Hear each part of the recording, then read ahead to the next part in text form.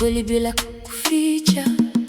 Wanaume simama ongea ukweli. Wanaume TV show na Solomon, na kama kawaida leo tuna mada ya wanaume na imani za kishirikina. Nguvu, akili, moyo wa kweli. Karibu Wanaume TV. Leo kwenye studio zetu tunaye mgeni wetu, guest wetu ambaye atajitambulisha. Karibu sana mgeni wetu. Asante sana. Karibu kwenye Wanaume TV show. Asante sana. Kwa jina naitwa Mfaume Abdul Hassan, maarufu Julie Taxi. Okay. Hilo ndo jina ambalo tayari la kutafutia ugali, tunasema jina la kutafutia ugali. Sasa, kwa nini Julie Taxi? Ilitokana na nini labda? Julie Taxi lina historia ndefu sana. Okay. Historia ndefu, najua wakati mimi nasoma, baba yangu alikuwa anafanya kazi ubalozini. Kwa hiyo nimeishi nchi nyingi sana. Okay. Nilikuwa nasomea Ivory Coast pamoja na Cameroon. Lakini jina la Julie Taxi limetokea sana Ivory Coast, ndio nikuanzia. Ndiyo. Wakati nilikuwa nasoma tunaita shule za vidudu ambazo chekechea hizi. Chekechea. Sasa pale shuleni tulikuwa nasoma na wazungu changanyikani, unajua tena wakati nikiwa nasoma sikutumia jina la Mfaume. Okay. Ile shule sikutumia jina la Mfaume kwa sababu ilikuwa ni shule ya mission. Okay. Shule za mission ukiandika jina la Mfaume walikuwa wana block. Ndio. Inabidi ubadilishe jina ambalo litaendana na shule. Basi nikapewa jina la Julie. Sasa baada kupewa jina la Julie, kufika shuleni, wakati wa kutoka shule nilikuwa sipendi kupanda ile basi ile basi ya shule. School bus. School bus. Nilikuwa sipendi kupanda. Kwa hiyo nilikuwa nasema hapana, mimi mpaka ije taksi kunichukua. Kwa hiyo ulikuwa kama wakishua hata hivyo enzi. Yes, ni kweli. Okay. Kipindi hicho gari nyingi zinafanya kazi sana, Ivory Coast ilikuwa ni taksi. Okay. Gari za watu binafsi zilikuwa ziruhusiwi kwenda kuchukua watoto masomoni mpaka taksi. Zilikuwa zina mikataba maalum na zile shule. Ndio. Kwa hiyo maana hiyo sasa mimi nikawa napenda taksi, sipendi zile gari za wanafunzi. Kwa sababu ile gari juu ilikuwa kinawaka kile kitaa kile cha kimeandikwa taksi. Sasa nilikuwa napenda ule mvuto wa kile kitaa kimeandikwa taksi. Okay. Sasa nikiona vile mimi nasema tu taksi, ile taksi na mimi nasikia raha, napanda pa. Julie Taxi uvote kambia okay mpaka taksi. Je vais à l'école taxi. Yani nitaenda shule nitana taxi. Okay, hiyo ni French. French. Okay. Sasa mpaka ikija taxi inapanda French inashukuru Mungu ya kuombea maji unaona basi tayari wakapanga pale shule kwa wananizomea. Ndio akawa nasema Julie Taxi le Kinungu ni neno fulani la Ivory Coast. Kinungu Kilifukusi wanasema kama ni mjinga, yani huyu atakuwa mjinga hata kupanda ni taksi. Nikawa naumia. Basi Julie Taxi nasema sisavi pia ni lugha ya Kihispania. Sisavi maana sitaki. Unaongea lugha nyingi juu. Kihispania ule Vanessa alikuwa pia anaongea sana Kihispania. Yeye ni Mhispania. Vanessa ambaye ndo ule wimbo. Ndo ni wimbo inaitwa Julie Taxi. Okay. Alikuimbia wewe? Yes, special ndio hapa imeanzia kwa sababu Vanessa anasema sisavi, kwambia yani kataa. Mimi nakuwa nasema sisavi. Nasema sisavi. Nasema Julie Taxi. Nasema sisavi, nasema sitaki. Basi ndio ikatokea wimbo. Okay. Basi leo wakaanza kuwa wanaimba moja kwa moja. Hapo una miaka mingapi? Ilikuwa kama hapo kuna miaka 5. Kwa sababu ni vidudu. Shule vidudu. Okay. Sasa tayari ni Vanessa baadaye alirudi kwao. Baada kurudi kwao akawa nakumbukia sasa Ivory Coast. Ndio akaanza kuimba ule wimbo. Ule wimbo katuma paka pale shuleni. Kwa hiyo wimbo kaimba amesharudi kwao. Akirudi kwao. Okay. Akimba akiwa mdogo sasa. Ndio. Kwa hiyo kaja mwenzenu kaimba wimbo huu.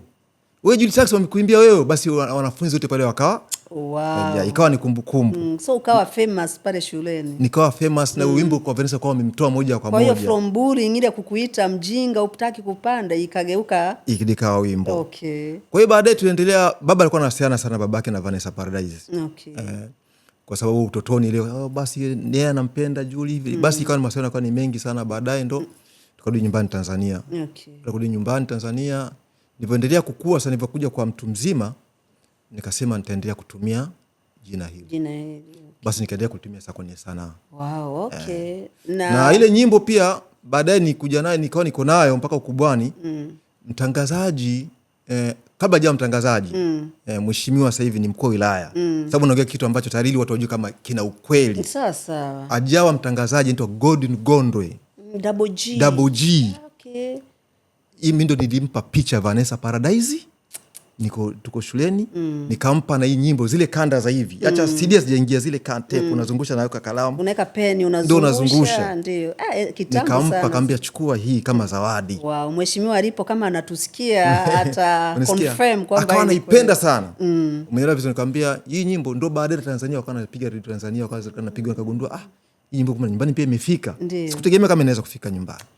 Kwa hiyo nikajikuta tayari kwamba mimi najisikia raha. Ndio. Watu baadaye una mawasiliano na Vanessa? Tulikuwa tunawasiliana, lakini baadaye mawasiliano yakuja tena akapotea. Kazeeka, unajua sasa hivi. Kama mtu kazeeka sana Vanessa.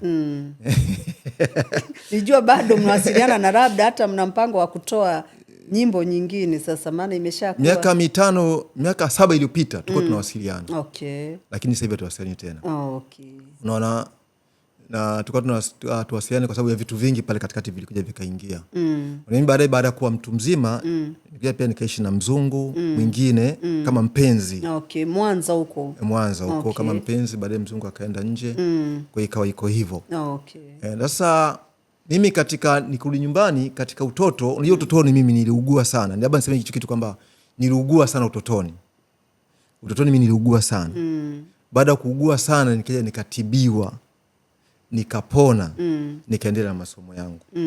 Lakini kuna mahali samani ilikuwa nafuatilia, nikaona kwamba pia uliongea ukiwa mdogo. Ni kweli? Unaweza ukadhibitisha hilo au ni story tu? Ni kweli. Unaweza ukatuambia kidogo ilikuwaje? Ni kweli. Wakati mimi nazaliwa nilifikia tu miezi 3 mimi niliongea. Miezi 3? Sauti ilitoka, nikasema Allahu Akbar. Mungu mkuu. Mama akashangaa na watu wakaitana. Mara 3 mama sema tena Allah, mtoto anaongea. Baada hapo nikasema, nikamwambia msalie Mtume. Sasa akasema tena Julitax, mfaume mtoto vipi ambaye anaongea bado yuko mdogo. Unaona? Basi watu wakakusanya, watu naanza kuambia wewe nakufahamu unaitwa fulani, na wataja wewe unaitwa fulani, tena majina ya watu niko mdogo. Unawaambia? Ninawaambia wewe unaitwa fulani. Wakija kuniona unaitwa fulani, mkuja kuniona karibu. Akija mtu mbaya anamwambia mama huyu ni mtu mbaya asiingie ndani. Ulikuwa na uwezo wa kutambua kivipi kwamba huyu ni mtu mbaya au? Mungu, karama za Mwenyezi Mungu. Unajua Mwenyezi Mungu kuna watu kaumba tofauti. Unajua nilikuwa na maono mengi nikiwa mtoto mdogo. Afu baadaye akapotea. Na baadaye nilipokuja kuugua nikaja nikapona. Uliugua kitu gani kama unaweza ukakumbuka? Niliugua ugonjwa mmoja hatari sana kama degedege. Ule ugonjwa ulipelekea nikawa kama mfu. Kama nimekufa, watu wakashona mpaka sanda. Watu waliamini mimi nimekufa. Ulikata na kauli kabisa, washona sanda. Mama akaambiwa na mtu mmoja, akaambiwa na mtu toka kwa Jafa mpeleke kwa mganga. Ndio nikapewa kwa mganga wa kienyeji, ambaye mganga alikuwa ni mzungu lakini anatibu kiasili. Kuna waganga wazungu kumbe? Kabisa, wako wengi hapa nyumbani. Wengi sana, wako wengi sana. Kwa mimi nikaenda nikatibiwa na ule mganga. Ule mganga baada ya kunitibu mimi nikapona. Baada ya kupona kwa alipandikiza kitu kwangu. Alipandikiza kitu kwangu, akamwambia mama mganga na wake ule. Ilikuwa ni jini sasa. Huyu mtoto kwamba hatakufa kwa kurogwa, labda kwa amri ya Mwenyezi Mungu. Ndio mama alichoweza kuambiwa. Kwa hiyo Juri, wewe labda kwa sababu mada yetu ni wanaume na ushirikina. Wewe unaamini ushirikina? Yes. Ushirikina upo. Ushirikina upo kwanza mpaka kwenye vitabu. Kwenye Bible upo, kwenye Qur'ani upo. Umeelewa vizuri? Ndio maana unakuta mchungaji anaweza kusema kama usiamini ushirikina, maana ameutoa wapi? Ameutoa kwenye kitabu. Kama ushirikina upo. Umeelewa? Una faida. Ushirikina una faida zake. Ndio. Ila ushirikina uko tofauti sasa. Okay. Kuna ushirikina wa uganga. Kuna ushirikina wa kuamini. Kwa mfano mtu anaweza kukuita wewe mshirikina. Ukawa lakini sio mchawi. Ila wewe umeshiriki kitu. Unajua ushirikina wanatofautisha watu. Yaani umeshiriki kumsema mtu fulani. Wewe ni mshirikina. Ina maana mshiriki. Sasa ushirikina watu wameweka tu kwenye uganga tu peke yake. Japo kuna uganga unaingia, lakini neno ushirikina wewe ulishiriki kwenye kitu. Kama wewe ni mshirikina, uliingia kwenye kitu kile. Ukakishiriki, ukasadiki, ukasema kama yule fulani ni mtu mbaya. Basi na wewe ni mshirikina. Umeshaelewa vizuri? Hii ndio tofauti sasa. Kuna mshirikina ambaye anaingia sasa kwenye zile tiba asili, kama mimi nashiriki kuingia kwenye tiba. Wewe kama Julie unashiriki? Mimi nashiriki. Mimi nimeshatibu watu pia. Na watu wanapona. Na watu wanapona. Yes, natumia dawa za asili. Kwamba miti porini au dawa za asili imeandikwa pako kwenye Bible, imeandikwa kwenye Qur'ani, imeandikwa kama tutatumia miti hii. Sasa kama Dar es Salaam hapa miti unaipata wapi? Au unaenda Mwanza kwanza vijijini? Mingine naagiza mbali, mingine naenda kuchimba mwenyewe na napata temto tofauti. Karibu Wanaume TV show, hii ni yetu sisi.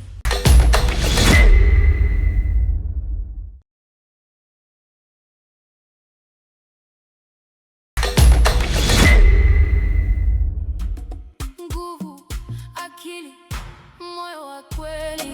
Karibu Wanaume TV show, hii ni yetu sisi. Julie, mimi nakufahamu au watu wengi tunakufahamu kama director, mwandaji wa filamu, mwanamuziki na sanaa kwa ujumla. Sasa mambo ya kutibu, umesema pia unatibu watu na wanapona. Maana tuite sijui ni utaalamu, umeupatia wapi? Ndio maana kwa sababu cha kwanza katika uandaji wa filamu Tanzania hapa mimi ni wa pili. Ukiwataja wa filamu watatu mimi nakuemo. Ukimtaja Musa Banzi utamkuta Sultani Tamba, utamkuta Julie Taxi. Umenielewa vizuri? Sasa mimi filamu zangu kwanza watu wajiulize kwanza hivi, nilikuwa nafanya zile filamu za kichawi. Nilijuaje? Kwa hiyo na maana tayari ni vitu vilikuwa vipo ndani ya moyo wangu na ndani ya kichwa changu. Kwamba yani umezaliwa navyo. Nimezaliwa navyo kwa sababu zile action zote ni vitu ambavyo mimi nilikuwa naoteshwa au pia kuletewa na jini wangu. Kwamba fanya hivi, fanya hivi. Jini wako kwamba kama nilivyosema mwanzoni, nimesema kwamba hivi mimi nilipandikizwa kitu na yule mzungu. Nilipandikizwa jini. Ona yule jini baada ya kuwa mkubwa, yule jini alikuja kama mpenzi, baadaye akawa mke. Akanambia kabisa kwamba katika watu ambao tayari wamesaidiana wewe kuanzia utotoni, mimi nikiwemo. Anakuja kama binadamu, kama jinsi ulivyo wewe hapo. Yeye anakuja anakaa pembeni, tunakaa tunaongea. Na siku ya kwanza mimi kunitokea, mimi nilikuwa natoka kwenye muziki, ilikuwa saa 8 usiku.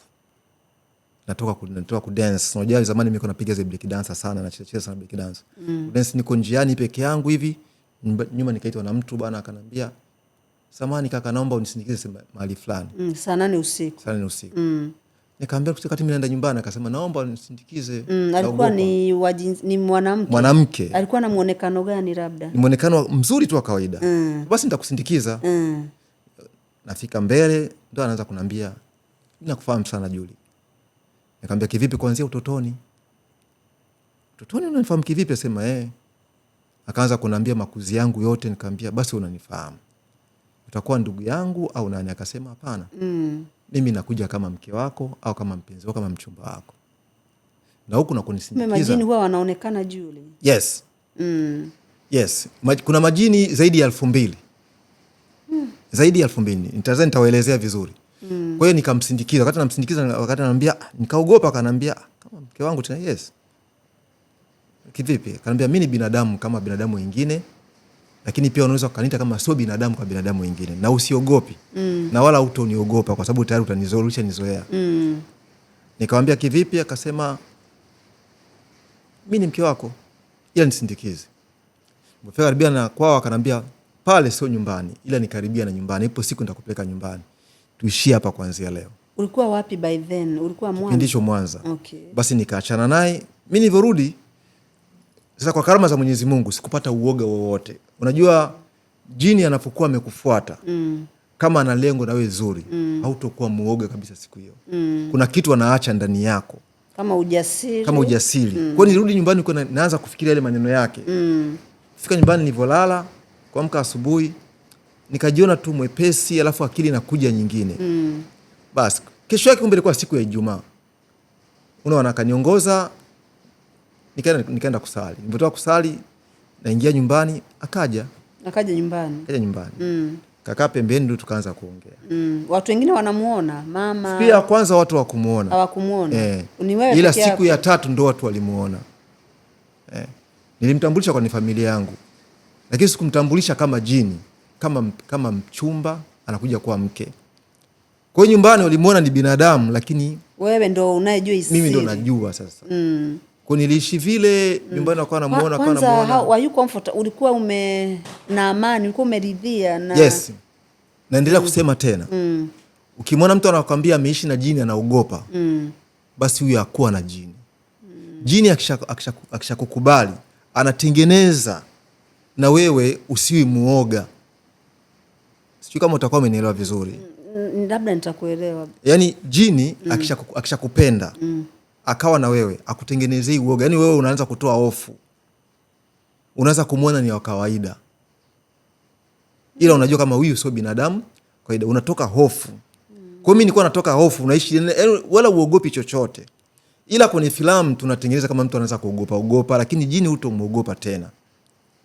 Kwa sababu yeye amekutoa hofu ili muweze kuongea vitu vingi. Kwa sababu jini anatamani kupiga story kama unapopiga story na binadamu. Hana madhara yote, anakula na kila kitu kama binadamu. Jini hana madhara.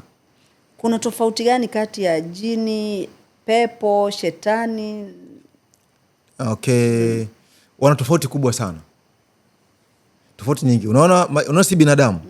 Kuna Mwindi, kuna Mchina, kuna Mwarabu. Sawa? Kuna Mwafrika. Na majini wako hivyo. Majini wako zaidi ya 2,000. Mtu ambia kwamba kuna pepo. Pepo ni kitu kingine. Na jini ni kitu kingine. Ila watu wanafananisha majini na mapepo kwa sababu wote ni kama tunaita, Mwenyezi Mungu anasema kwamba waliumbwa na moto. Umeelewa vizuri? Sasa tayari watu kama ni kitu kimoja. Kama unavyoona sisi binadamu. Ukiwa Mwafrika bado ni binadamu, ukiwa mzungu bado ni binadamu. Kwa hiyo majini wanaingia tu kwenye aina ya mapepo, lakini wote ni majini. Unaweza Juli ukatuelezea maisha yako ulipokuwa unaishi na jini, yalikuwa ya kawaida au yalikuwaje?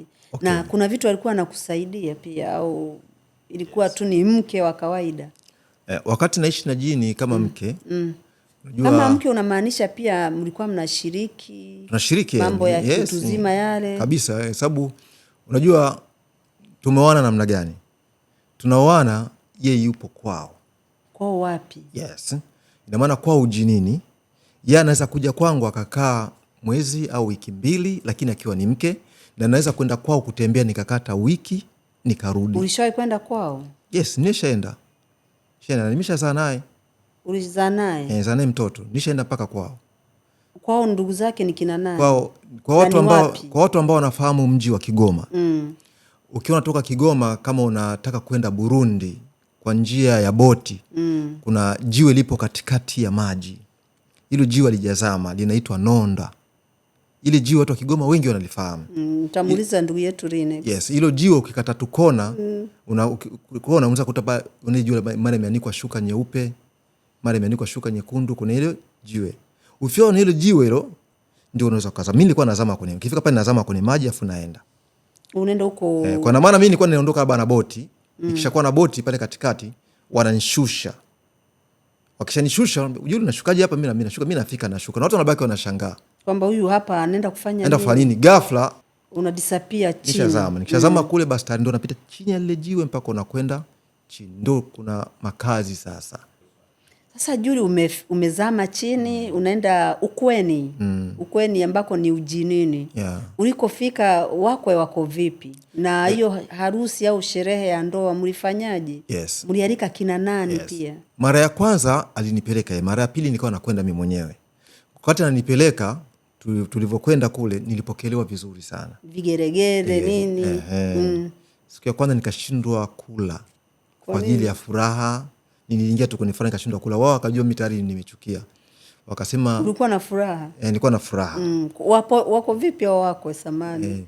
Nilikuta vitu ambavyo vingi ambavyo sijawahi kuviona huko duniani. Ndio iliingia furaha. Unajua mtu anaweza kaingia wasiwasi wa kuogopa, lakini mimi nilijengwa furaha. Unajua nimesema kitu kimoja. Ukishampenda jini naye akakupenda, anakujengea wewe nadhani imani yako inatoka kwenye uoga. Kwa hiyo anakupa imani na amani. Na amani. Kwa hiyo unaanza kuingia kwenye zile furaha za kule. Kwa hiyo nikawa nashindwa kula, wakajua labda nimekataa chakula chao. Yani ulikuwa na furaha ile ukipeleza.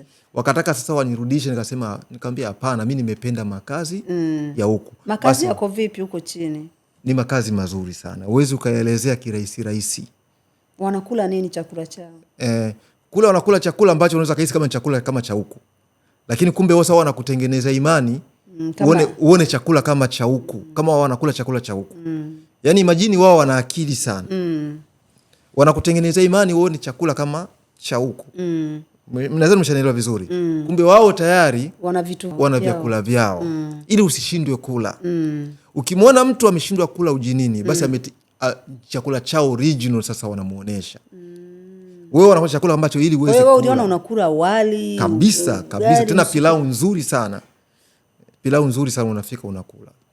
Ulimkuta mama mkwe, baba mkwe, wote tukaongea vizuri sana kwa sababu tayari nilikuwa nimeshapendwa na wao. Wakanambia si tulikuandaa bado ukiwa mtoto. Unaona? Ndio nilikuwa pandikizwa. Kwa hiyo na maana nilikuwa hivyo katika mazingira hayo. Kwa hiyo mimi nimekuwa kiajabu sana. Na hata mama yangu Santemwa nikiongea naye anambia mimi ndio mtoto ambaye nilimtesa sana. Anakuchukuliaje wewe? Mama, mimi na tabia kumuuzi sana mama yangu. Katika watoto ambao wanamuuzi mama yangu mimi naongoza. Mimi nikakaa miezi 6 sijamuona mama. Nikakaa mwaka sijamuona mama. Akalalamika afa akasema nakusamea kwa sababu nakujua. Na kwa nini unakaa muda wote huu au ndo unakuwa kule? Yani ndio maana nikasema mama anasema ananisamea kwa sababu ananijua. Juli, umeelezea vizuri kwamba uliishi na jini kama mke. Mlifanikiwa kupata mtoto? Ndio, tuna mtoto tunaye, na sasa hivi anaishi jini ni mtoto kwa sababu jini tulishaachana naye. Mlishaachana naye? Niliishi naye zaidi ya miaka 6-7. Kama mke na mume. Mtoto yuko wapi? Mtoto yuko jinini.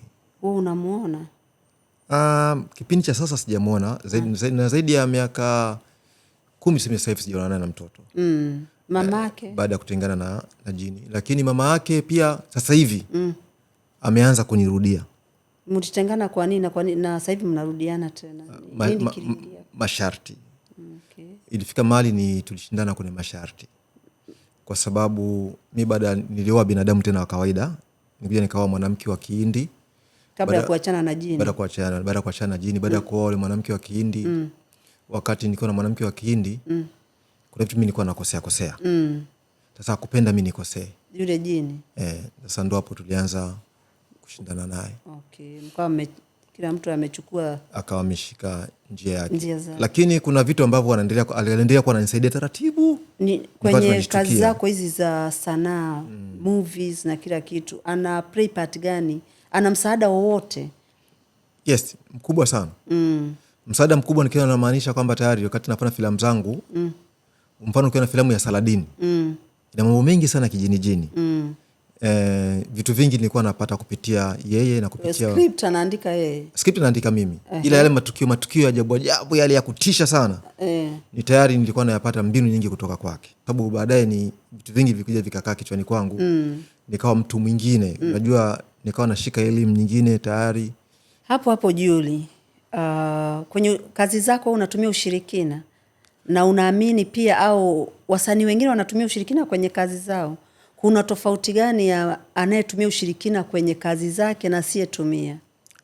Ni kweli. Ushirikina kwenye kazi zangu na utumia kwa njia nyingine. Kama vile watu wanasema ushirikina, mimi nauchukua hivyo ushirikina. Lakini mimi na tafsiri nyingi sana ushirikina. Kwa maana hiyo wasanii wengi wanafanya kwa kutumia sana ushirikina. Wako ni wachache ambao watumia ushirikina.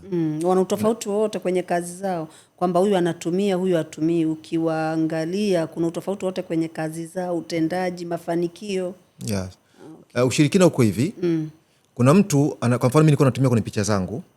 Zile njia za kuona picha kama kichawi imeonekana. Kama inatisha hivi. Basi naamua kutumia nguvu zingine sasa kama nguvu za ziada. Kuna wakati natumia sa nguvu za kawaida. Umeshanisoma vizuri. Kwa hiyo sasa kuna wasanii wengine wanatumia ushirikina kama kujiganga. Kwamba mimi siwezi kufanya sanaa bila kujiganga. Kwa ataenda kwa mganga ili amgange mwili wake ili afanikiwe. Na sio hapa tu nchi nyingi za Kiafrika zimetumia sana hiyo kitu. Wanajiganga ili kuweza kufanya mambo yao. Ndiyo. Kwa nini maana mtu anajiganga? Anajiganga ili kuweza kujizuia kwa sababu watu wengi atakuja kumchukulia labda nyota yake, kitu fulani. Kwa hiyo masuala hayo ya nyota kuchukuliwa nao ni kweli hapo katika mambo haya ya sanaa kwenye maisha tu ya kawaida. Yes.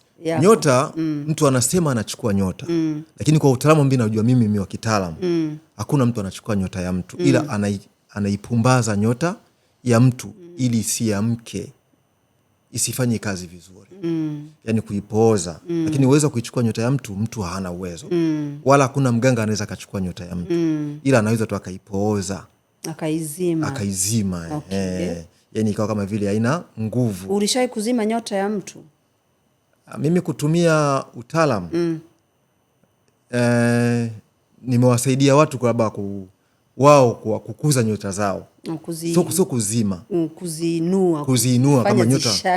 Kama nyota yao labda ililazwa, basi mimi nenda kuiamsha nyota inakuepo. Na kweli ukiangalia unaona mambo yake sasa hivi. Nyota unajuaje kwamba huyu imezimwa, huyu kama hivyo unasema umewasaidia nyota imeinuka? Kuna utofauti gani kwa mtu aliyezimwa na mtu ambaye umemtibu nyota imeng'aa? Nitachukua majina yake. Nikishachukua majina yake kama majina 3 au 4 na jina ya mama yake pia. Chukua ile majina ndio nitaangalia, nikishaangalia na kuona hii nyota yake imefanyaje? Imefifia. Sasa nitatumia dawa za miti shamba kwa ajili ya tayari ya kuweza kurudi au kutumia dua pia, kumwombea dua. Okay. Nyota yake pia ikaweza ika. Okay, vote hivyo unafanya. Vote hivyo nafanya. Kuna wasanii ambao umeshafanyia hivyo kwenye industry ya wengi nimewasaidia. Okay. Nimewasaidia wengi sana na sio hao tu. Mimi nimesaidia wengi, wamekuwa madaktari, wamekuwa pia waganga wa tiba za asili. Wakikuzurumu watu hauwafanyi chochote? Hapana. Wala siwezi kufanya hivyo. Ila mimi nawe kujizuia ile mtu akinichezea ndo anazurika. Yani akijaribu kufanyia ushirikina. Tena vibaya mno kwa sababu nikupe mfano mdogo, sio mimi peke yangu tu. Hata wasanii wakubwa. Ndio. Julie, umesema kwamba unawafundisha watu pia udokta. Yani kwamba wanasoma wanafikia cheo kile cha doctorate, si ndio? Kwenye ushirikina. Pia uliniambia hata makanisani kuna watu umewafundisha, wameanzisha makanisa yao na wamekuwa watu wakubwa kabisa.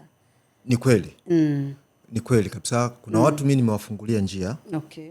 Kuna watu nimewafundisha wamekuwa madaktari wakubwa tiba za asili. Na kuna watu pia nimewafundisha njia.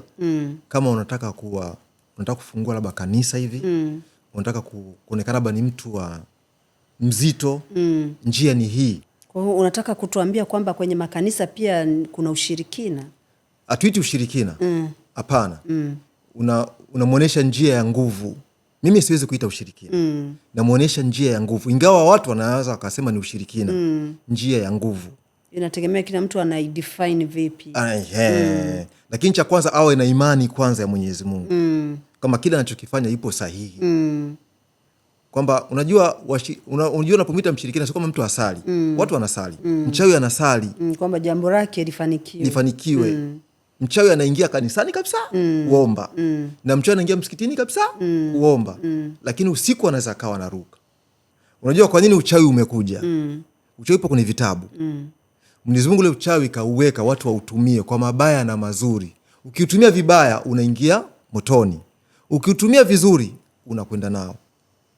Kwa hiyo kutumia vizuri ndo kama hivyo kufanyaje? Labda kuwasaidia watu wapone, wenye matatizo wapone.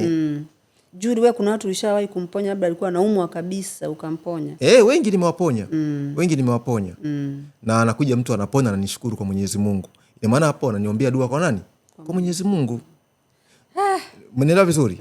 Ndio kama ukiona mtu mganga kashindwa kuififiza nyota, kazidiwa utaalamu. Lakini kuna mwingine anaweza akaizima. Iko hivyo. Iko hivyo. Unaogopa. Unajua kuna mganga pia anaogopa. Anaweza jini limepanda mtu akaliogopa. Mganga akaogopa jini. Wapo kwa sababu level yake ni ndogo. Nimekwambia kuna waganga ambao wamefundishwa. Kuna mganga kapewa mikoba na mababu. Nielewe pointi yangu. Mababu ndio wamempa mikoba. Kuna mganga kapewa mikoba na majini. Kama wewe hapa. Kama mimi. Julie, mimi kwanza nikushukuru kwa sababu kwanza una vitu vingi sana, una mambo mengi unayoyafanya kwenye jamii na kwenye sanaa pia, lakini umeweza kufika kwenye studio zetu za Wanaume TV Show. Asante. Na hata wakati mwingine tutakuhitaji na imani kabisa utafika. tumefungua, hakuna kufichwa tena. Hapa ni jukwaa la ukweli na maisha halisi. Kila mwanaume na sauti ana nafasi.